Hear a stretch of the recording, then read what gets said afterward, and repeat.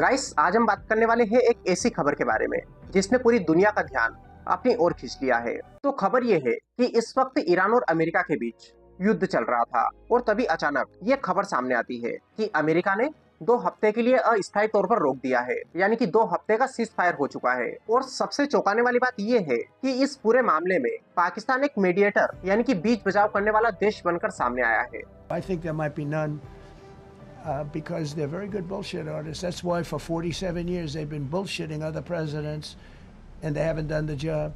And people are living in hell. You live in that country, they're living in hell. No, I think that 47 years of this stuff is long enough. They're at the weakest point they've ever been. They have no Navy, they have no Air Force, they have no anti-aircraft weaponry, they have no radar, they have no communication. लेकिन आखिर अचानक ऐसा हुआ क्या? क्योंकि कुछ समय पहले डोनाल्ड ट्रंप ने ईरान को ऑल हेल जैसी धमकी दी थी। तो इसी बीच पाकिस्तान अचानक इतना अहम कैसे हो गया और इसमें इंडिया का क्या रोल है? Hey guys, welcome to Global Axis. आज इस वीडियो में हम इस पूरे मामले की तह तक जाने की कोशिश करेंगे। गाइस देखिए, अमेरिका और ईरान के बीच ये जो तनाव चल रहा है ये कोई नया नहीं है, ये सालों से चलता आ रहा है। खासकर ईरान के परमाणु कार्यक्रम को लेकर यह तनाव बढ़ा है और धीरे धीरे ये मामला बहुत ज्यादा गंभीर होता गया। फरवरी 2026 के आखिरी में अमेरिका और इजराइल ने मिलकर ईरान के कुछ ठिकानों पर स्ट्राइक की थी और तभी से यह तनाव बढ़ रहा है। दोनों देश एक के बाद एक दूसरे पर हमला कर रहे हैं और धीरे धीरे हालात इतने बिगड़ गए कि दुनिया को लगने लगा कि अब एक बड़ा युद्ध हो सकता है। अब आते हैं सबसे अहम हिस्से पर। गाइस, हाल ही में अमेरिका के राष्ट्रपति डोनाल्ड ट्रंप ने ईरान को साफ चेतावनी दी थी कि अगर ईरान ने अमेरिका की शर्तें नहीं मानी तो अमेरिका ऐसा जवाब देगा कि फिर उसे पूरी दुनिया याद रखेगी। यहाँ पर ट्रंप ने ऑल हेल शब्द का इस्तेमाल किया था, जिसका मतलब है कि बहुत बड़ा और खतरनाक हमला, ईरान को नर्क जैसा बना देने की बात ट्रंप के द्वारा कही गई थी। यह सिर्फ एक बयान नहीं था बल्कि एक तरह का अल्टीमेटम था, यानी कि अंतिम चेतावनी थी। ट्रंप ने ईरान के सामने 2 रास्ते रखे थे, या तो बात मानो या फिर बड़े हमले के लिए तैयार रहो। और इससे दुनिया भर के लोग ये सोचने लगे कि शायद अब मिडिल ईस्ट में एक बड़ा युद्ध हो सकता है। और इस धमकी के बाद ईरान ने भी संकेत दिया था कि वो स्ट्रेट ऑफ हॉर्मुज को पूरी तरीके से बंद कर देगा और यही बात अमेरिका के लिए सबसे बड़ा खतरा बन गई थी। गाइस, स्ट्रेट ऑफ हॉर्मुज, इसके बारे में आप लोग जानते होंगे।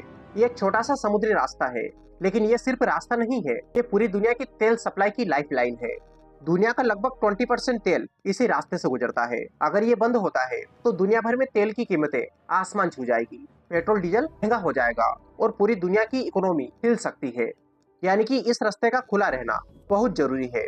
और अब आते हैं सबसे जरूरी बात पर, पाकिस्तान, जिसने इस सीज़फायर में अहम भूमिका निभाई। गाइस, जब हालात बहुत ज्यादा बिगड़ने लगे तो पाकिस्तान ने बीच में आकर एक बड़ा कदम उठाया। पाकिस्तान ने यहाँ पर दोनों देशों से बातचीत की। अमेरिका से कहा कि तुम अभी हमला मत करो, थोड़ा सा समय दो, और ईरान से कहा कि तुम हॉर्मुज खोलो और बातचीत के लिए तैयार हो जाओ। पाकिस्तान ने इन दोनों को एक प्लान दिया, 2 हफ्ते का सीज फायर। इस दौरान बातचीत होगी और बातचीत की जगह होगी इस्लामाबाद। ये एक बहुत बड़ा डिप्लोमेटिक मूव था। ट्रंप की डेडलाइन खत्म ही होने वाली थी जो कि उसने ईरान को दी थी। उसी समय पाकिस्तान की कोशिशें काम आ गई। अमेरिका ने कहा कि ठीक है, हम 2 हफ्ते के लिए हमला रोक देते हैं और ईरान भी बातचीत के लिए तैयार हो गया। यानी कि 2 हफ्ते का सीज फायर ऑफिशियली हो गया। लेकिन ये भी परमानेंट शांति नहीं है, ये एक पॉज बटन है। लेकिन यहाँ पर फिर एक सबसे बड़ा सवाल सामने आता है कि आखिर इससे पाकिस्तान को क्या फायदा है। गाइस देखिए, सबसे बड़ा फायदा है इंटरनेशनल इमेज। पाकिस्तान दुनिया को खुद को एक जिम्मेदार देश दिखाना चाहता है। वो दिखाना चाहता है कि ये सिर्फ एक क्षेत्रीय देश नहीं है बल्कि ग्लोबल लेवल पर भी पाकिस्तान असर रखता है। और सबसे बड़ी बात, आपने अगर पिछला वीडियो नहीं देखा है तो आप उसको देखिएगा, जिसमें हमने बताया कि पाकिस्तान ने इस वक्त पूरे देश में पेट्रोल और डीजल की कीमतों को कम कर दिया है, पब्लिक ट्रांसपोर्ट को पूरी तरीके से फ्री कर दिया है। इसकी वजह क्या है?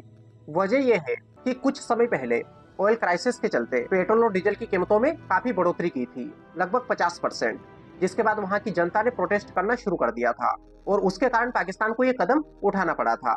यानी कि अगर स्ट्रेट ऑफ हॉर्मुज बंद रहता है, अगर ये युद्ध चलता रहता है, तो इसका सबसे बुरा असर इस वक्त पाकिस्तान पर होने वाला है।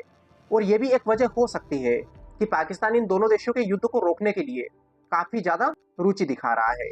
और रही बात हमारे देश की, इंडिया की, तो देखिए, भारत ने इसको लेकर न्यूट्रल स्टेंस लिया है। मतलब कि ना तो भारत किसी का खुला समर्थन करता है और ना ही किसी का विरोध करता है। यह एक बैलेंस अप्रोच है। अब अगर ये सीज फायर नहीं होता और युद्ध चलता रहता तो तेल की कीमतें और भी ज्यादा बढ़ सकती थी, इन्फ्लेशन बढ़ सकता था, स्टॉक मार्केट गिर सकता था। लेकिन सीजफायर से क्या हुआ कि टेंशन थोड़ी सी कम हो गई, मार्केट स्टेबल हुआ, लोगों को थोड़ी सी राहत मिली। हालांकि ये सीजफायर 2 हफ्तों का है, अगर इस दौरान कोई समझौता नहीं होता है तो युद्ध फिर से शुरू हो सकता है, यानी कि स्थिति अभी भी नाजुक बनी हुई है। खैर, इसके बारे में आप क्या सोचते हैं? अपने विचार कमेंट बॉक्स में बताइए।